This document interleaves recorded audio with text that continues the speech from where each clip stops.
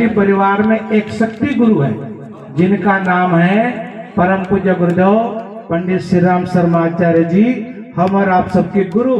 चित्र में देख लो, ऐसी मुद्रा में गुरुदेव बैठे हैं। तीसरे नंबर का जो चित्र है परम वंदनीय माता भगवती देवी, ये गुरु माता है। बीच का जो चित्र है वेद माता, देव माता, विश्व माता, गायत्री माता का चित्र है।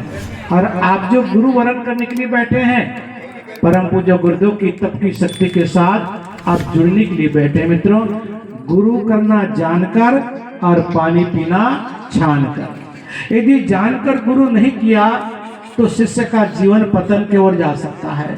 यदि पानी को छान कर नहीं पिया, कोई कचरा या जंतु पेट में चला गया तो बीमारी होने का डर रहता है। इसलिए गुरु को जान कर करना चाहिए और पानी को छान कर पीना चाहिए। कहा जाता है हमारी संस्कृति में, गुरु गोविंद दोनों खड़े काके लागू पाए, गुरु गोविंद दोनों खड़े काके लागू पाए, बलिहारी गुरु आपनो चिर गोविंद दियो बताए। अर्थात गुरु का स्थान भगवान से भी ऊंचा बताया गया है। भगवान तो जन्म देते हैं मगर गुरु शिष्य का मार्गदर्शन करता है और कैसे रहना, कैसे चलाना, उनकी तप की शक्ति गुरु शिष्य के जीवन में प्रदान करता है। इसलिए गुरु को ब्रह्मा विष्णु महेश कहा जाता है। गुरु के जीवन के अंदर में ब्रह्मा विष्णु महेश ये तीन शक्तियां होती है। शिष्य का जीवन जैसा भी अस्त व्यस्त हो, वो जब सदगुरु की शरण में चला जाता है तो सदगुरु अपने शिष्य को बनाता है, गढ़ाता है। इसलिए ब्रह्मा की शक्ति, दूसरी शक्ति विष्णु की, अर्थात गुरु अपने शिष्य को भूखा नहीं रहने देता। पालन पोषण की व्यवस्था भी गुरु करता है। गुरु को चिंता रहती है मेरा शिष्य, मेरा बेटा ये बेरोजगार तो नहीं है, वो भी व्यवस्था गुरु करता है। अनुशासन महादेव की तीसरी शक्ति, गुरु अपने शिष्य को मर्यादा में रखता है, बांध के रखता है, भटकने नहीं देता।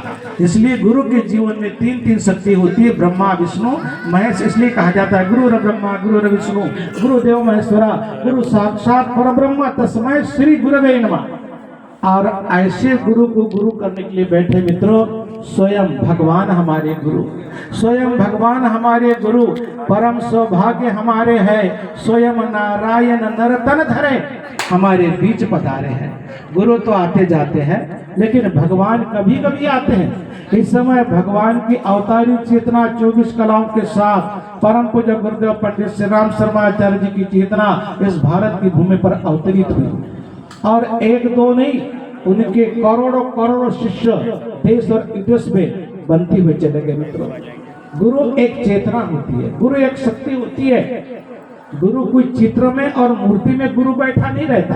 ध्यान से सुनना, महाभारत में कथा आती है, जब गुरु द्रोणाचार्य अपने शिष्य को वन भ्रमण के लिए लेकर के जंगल में गए।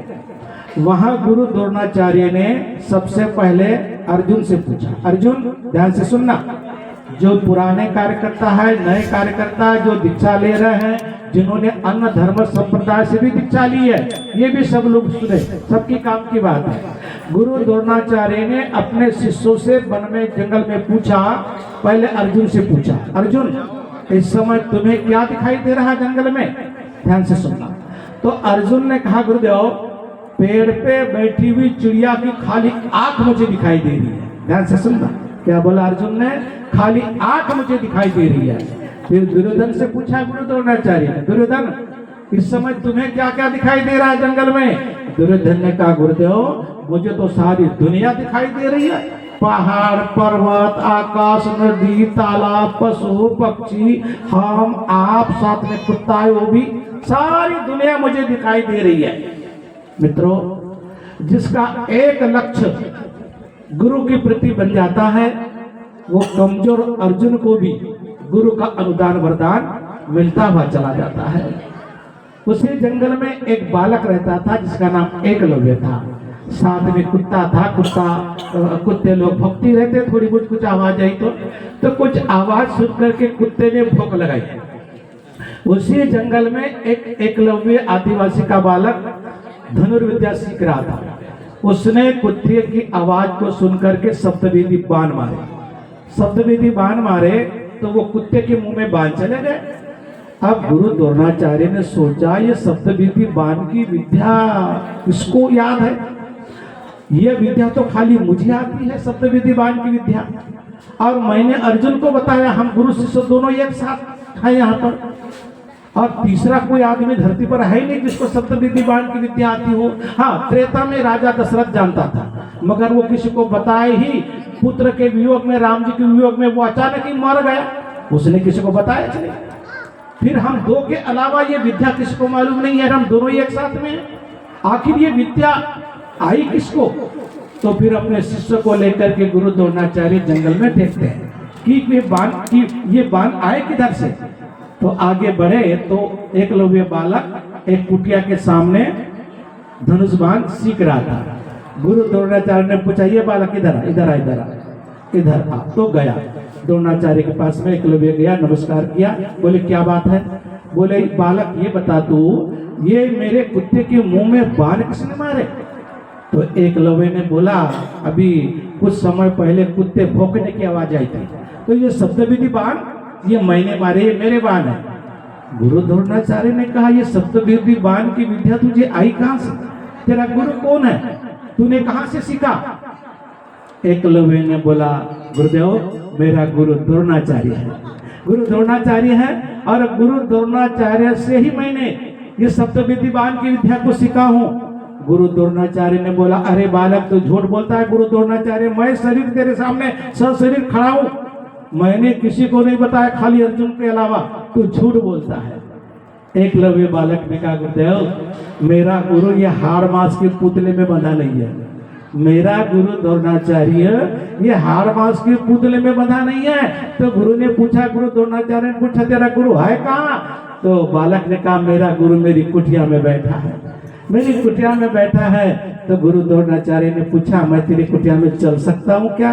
तो बोले, चलो देख लो, मेरा गुरु मेरी कुटिया में बैठा हुआ है। जब गुरु द्रोणाचार्य उस बालक की कुटिया में प्रवेश करते हैं तो ठीक गुरु द्रोणाचार्य की प्रतिमा फोटो लगी थी पूजा घर पर, पूजा घर पर चित्र लगा हुआ था, और वो चित्र के सामने, फोटो के सामने बैठ करके धनुर्विद्या में इतना निपुण हो गया था, अर्जुन को भी एकलव्य ने पीछे छोड़ दिया था। अर्थात मित्रों, गुरु के शिष्य तीन प्रकार के होते हैं, ध्यान से सुनना। अर्जुन स्तर का, एकलव्य स्तर का, और दुर्योधन स्तर का।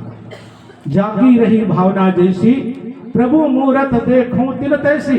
साधकों का जैसा भाव गुरु के प्रति होता है शिष्य का, वैसा ही गुरु का अनुदान, वरदान, आशीर्वाद प्राप्त होता है। अर्जुन का एक लक्ष्य था, गुरु के कार्य के प्रति, गुरु के निर्देशों के प्रति एक लक्ष्य अर्जुन का था। अर्जुन कमजोर था, मगर गुरु के कार्य के प्रति, गुरु के मार्गदर्शन के प्रति अर्जुन का एक लक्ष्य था, वह अर्जुन धनुर्विद्या में निपुण हो जाता है, और गुरु का अनुदान, वरदान, आशीर्वाद सब अर्जुन को चला जाता है, अर्जुन को चला जाता है। ये पहला शिष्य। दूसरा शिष्य दुर्योधन, अर्थात चारों तरफ देखते रहता है, उल्टा सीधा और उल्टा चुनना देखता है। दुर्योधन कभी किसी का सीधा नहीं देखता था, खाली बुरा ही बुरा देखता था, बुरा बुरा ही देखता था। जो चारों तरफ देखते रहता बिना कारण इसको उंगली बताना, उसकी उंगली बताना, उसकी उंगली दुखी करना, उसके खोदाबेदी करना, वो ऐसा करता, वो ये नहीं करता, वो नहीं करता। गुरुदेव कहा करते, बेटा तू क्या करता है, पहले सबसे पहले बता तू क्या करता है। जब तू क्या करता है वाली बात आती है ना, तो जमीन से पैर खिसक जाते हैं नीचे। तो कहने का तात्पर्य, जिसकी बुराई देखने की प्रवृत्ति होती है, ध्यान से सुनना, जिनकी बुराई देखने की प्रवृत्ति होती है उसके जीवन का कैसा हाल होता है, महाभारत साक्षी जैसा दुर्योधन का हुआ था।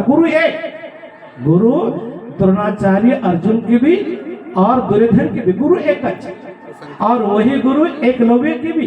तो गुरु द्रोणाचार्य की तप की शक्ति का वर्णन एकलव्य ने किया था। गुरु की तप की शक्ति का चित्र के सामने बैठ करके एकलव्य ने वर्णन किया था। तो वही गुरु एकलव्य के जीवन में अवतार सिद्ध होते। ध्यान से सुनना, वही गुरु द्रोणाचार्य एकलव्य के जीवन में अवतार सिद्ध होते हैं, वही गुरु दुर्योधन के जीवन में नौकर सिद्ध होते हैं, और वही गुरु द्रोणाचार्य अर्जुन के जीवन में सदगुरु सिद्ध होते हैं। आपको कौन से स्तर का शिष्य बनना है? अर्जुन स्तर का, एकलव्य स्तर का कि दुर्योधन स्तर का? आपकी भावना पर निर्भर करता है मित्रों। चाहे किसी गुरु से गुरु दीक्षा ली हो, कोई दिक्कत नहीं। शिष्य की भावना के बल पर चित्र के सामने बैठने के पश्चात वही गुरु अवतार सिद्ध हो गया एकलव्य के जीवन में, और अर्जुन को भी पीछे छोड़ दिया था। मगर गुरु द्रोणाचार्य ने धनुर्धर बनने का आशीर्वाद अर्जुन को दे रखा था, इसलिए उस गरीब के बेटे का अंगूठा काट लिया, उससे हीन कर दिया। मित्रों, कहने का तात्पर्य, गुरु की सबकी शक्ति शिष्य के जीवन में बराबर बरसती है, मगर शिष्य अपनी पात्रता के अनुसार, अपनी भावना के अनुसार, अपनी साधना के अनुसार वो तब की शक्ति जीवन में अवतरित होती है। उसी स्कूल का एक विद्यार्थी चौकीदार बनता है, उसी स्कूल का विद्यार्थी एक डाकू बनता है, और उसी स्कूल का विद्यार्थी कलेक्टर भी बनता है, और उस स्कूल का चौकीदार जीवन भर घंटी बजाता रहता है। वो घंटी बजाते रहता है, बाद में बोलता है, ये घंटी बजाने वाला कहता है ये जो ये कलेक्टर है ना, ये मेरे स्कूल में पढ़ने आता था। मगर बेचारा वो वही रह जाता है, लेकिन स्कूल का पढ़ा हुआ विद्यार्थी कलेक्टर बनता हुआ चला जाता है, क्योंकि उसने विद्या का अध्ययन किया और गुरु का मार्गदर्शन का पालन किया। मित्रों, हमारे गुरु स्वयं भगवान, हमारे गुरु परम सौभाग्य हमारे है। स्वयं नारायण नर्तन धरे हमारे बीच पधारे हैं। ऐसे करोड़ों करोड़ों शिष्य है देश विदेश में, जिनने गुरुदेव माता जी को सशरीर देखा नहीं है, सशरीर देखा नहीं है, मगर उनकी चित्र के सामने बैठ करके ऐसे करोड़ों शिष्य के जीवन में उनकी तप की शक्ति अवतरित हुई। और आज भी साधक लोग गुरुदेव की प्रत्यक्ष उपस्थिति का अनुभव करते हैं। काय के बल पर? तप के बल पर और भावना के बल पर। गुरुदेव ने 24 लाख के 24 महापुरुष गायत्री मंत्र के किए, और वो तप की शक्ति उनकी सुरक्षित है।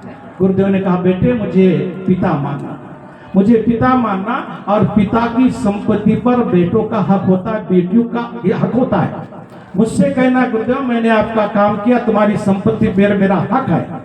गुरुदेव कहा करते थे, बेटे जो मेरे काम में धन लगाता है, मेरे काम में समय लगाता है, मेरे काम में साधन लगाता है, मेरे काम में प्रतिभा लगाता है, उनको मानने की जरूरत नहीं है। उनने जितने मात्रा में मेरे काम के लिए समय लगाया है, साधना लगाया है, कला लगाई है, प्रतिभा लगाई है, अपनी भावना लगाई है, अपना समय लगाया है, उनको मांगने की जरूरत नहीं है। मैंने जो तप किया है वो तप की शक्ति मेरी सुरक्षित है, और वो तप की शक्ति बगैर मांगे ही उतनी मात्रा में उनके खाते में ट्रांसफर हो जाती है। ये गुरुदेव ने आश्वासन दिया। मैं अपने ओर से नहीं कह रहा हूँ, अपने ओर से नहीं कह रहा हूँ। गुरुदेव ने कहा, मैंने जो तप किया वो तप की शक्ति तुम्हारे खाते में अपने आप ट्रांसफर हो जाती है। ये वो गुरु है मित्रों। अवतारी चेत्रा गुरु गोविंद दोनों खड़े का केला गुपाए, बलिहारी गुरु आपनो जिन गोविंद दियो बताए। उनकी तप की शक्ति कण कण में व्याप्ति होती है। गुरुदेव कार 5 शरीर से काम करते हैं। एक शरीर गुरुदेव का हिमालय में सतत साधना कर रहा है, एक शरीर गुरुदेव का शांति गुण की व्यवस्था देखता है, एक शरीर गुरुदेव का अपने शिष्यों की हारी बीमारी संकटों से बचाते रहता है, एक शरीर गुरुदेव का ऐसे जो कार्य होते हैं इनमें गुरुदेव की तप की शक्ति काम करती है। और ये जो कार्य हो रहा है ये सब उनकी कृपा से हो रहा है। हम और आप सब लोग मित्रों निमित्त मात्र है, निमित्त मात्र है। तो फिर करना क्या पड़ेगा मित्रों? बहुत सारे इसके नियम नहीं है। जो मनुष्य जीवन के लिए आवश्यक नियम है वही नियम का आपको पालन करना पड़ेगा। क्या करना पड़ेगा? जैसा जो माता बहनें काफी संख्या में बैठी है, इनको महीने में 2-3 दिन छुट्टी रहती है। उस दिन आपको गायत्री मंत्र का जप और 40 का पाठ नहीं करना है। पूजा के कोई भी सामान को उस 3-4 दिन के अवधि में आपको नहीं छूना है। और पुरुषों के लिए तो कोई दिक्कत नहीं है। ये जो माला है ये गले में पहनने की माला नहीं है। जो गले में माला पहनी जाती है उससे जप नहीं किया जाता। जप करने की माला अलग होती है, गले में पहनने की माला अलग होती है। इस माला से आपको जप करना है। चाहे आपसे 1 माला बने, 3 माला बने, 24 मंत्र बने, इससे जप करना है। आपको 40 दी गई है। 40 का पाठ आपको जब समय मिले तब आप पाठ कर ले। आपके सामने चित्र रखा हुआ है गायत्री माता गुरुदेव का। आपका जो पूजा घर है उसी घर में उसको स्थापित कर देना है। रोज तुलसी को जल चढ़ाना है। ये 2-3 काम जो मनुष्य जीवन के लिए आवश्यक है वही काम आपको करना है। और सदैव गुरु का चिंतन करना। गुरुदेव का सदैव चलते फिरते, खेती बाड़ी, दुकान मकान, कॉलेज स्कूल जाते हुए सदा गुरु का चिंतन करना है। मित्रों, अपन गुरु का चिंतन करते हैं ना तो गुरु को अपनी चिंता रहती है, मजाक बात नहीं है। अपन गुरु का चिंतन करते हैं, अपने इष्ट का चिंतन करते हैं तो गुरु अपना चिंतन करते हैं। हनुमान चालीसा में एक लाइन आती है, संकट ते हनुमान छुड़ावे, संकट ते हनुमान छुड़ावे, मन क्रम बचन ध्यान जो लावे, मन क्रम बचन ध्यान जो लावे। क्या बोला? घंटा बजाने वाले को नहीं बोला, किसको बोला? मन कर्म वचन ध्यान जो लावे। जो मन कर्म वचन से अपने इष्ट का ध्यान करते हैं गुरु हनुमान जी, उनको संकटों से छुड़ाते हैं। तो ध्यान करने के लिए, चिंतन करने के लिए कोई पूजा सामग्री नहीं लगती। चलते फिरते, सोते जागते, उठते बैठते, काम करते अपना चिंतन करें तो अपनी चिंता अपने गुरु को रहती है, अपनी चिंता अपने गुरु को रहती है। मित्रों, जीवन की सारी समस्या सौंप दिया, सब भार जीवन का सब सौंप दिया, भार तुम्हारे हाथों में। बस एक लक्ष्य बना लो गुरुदेव, ये परिवार आपका है, ये बेटा आपकी है, बेटी आपकी है, मेरा परिवार आपका है, ये धन संपत्ति आपकी है प्रभु, मैं आपके सहारा हूं प्रभु, मेरे घर को आप चलाना प्रभु, मेरे जीवन की बागडोर आप संभालना। ऐसा विश्वास करके तो देखे भगवान के ऊपर जीवन की बागडोर। अर्जुन ने अपनी जीवन की बागडोर भगवान के हाथ में दे दी थी, जबकि कर्ण के सामने अर्जुन कोई मायना नहीं रखता था। कर्ण इतना शक्तिशाली था, कर्ण के सामने अर्जुन कोई मायना नहीं रखता था, मगर अर्जुन की बागडोर भगवान के हाथ में थी। शक्तिशाली कर्ण होने के बावजूद भी उसको मरना पड़ा। अपनी जीवन की बागडोर भगवान पर, गुरु के ऊपर विश्वास रखना चाहिए। आज लोगों का विश्वास नहीं है, भगवान पर विश्वास नहीं है, हाँ भूत पर विश्वास है, दैयत पर विश्वास है। ध्यान देना, एक बार रात का समय था, एक मेरा मित्र आगे मोटरसाइकिल चला रहा था, मैं उसके पीछे बैठा था। रात के लगभग 10 बज गए थे, तो अंधेरी रात थी, तो वो बीच में फिर वो क्या कहने लगा, हनुमान चालीसा पाठ करने लगा, जय हनुमान ज्ञान सुख सागर जय कबीर लोक उजागर। मैंने पूछा, भैया तू पहले से तो चुपचाप था और अभी अभी क्यों हनुमान चालीसा का पाठ करने लगा? भैया बोले, इस क्षेत्र में भूत रहता है, बोले इस क्षेत्र में भूत रहता है। बोले, मैं बोला भूत है ये तेरे को विश्वास है? भूत है ये तेरे को विश्वास है? हाँ बोले भैया, इसलिए मैं हनुमान चालीसा का पाठ कर रहा हूँ। मैं बोला भूत है ये विश्वास है और भगवान कण कण में व्याप्त है ये विश्वास नहीं है क्या? भूत है ये विश्वास हो गए और भगवान कण कण में व्याप्त है ये विश्वास नहीं है।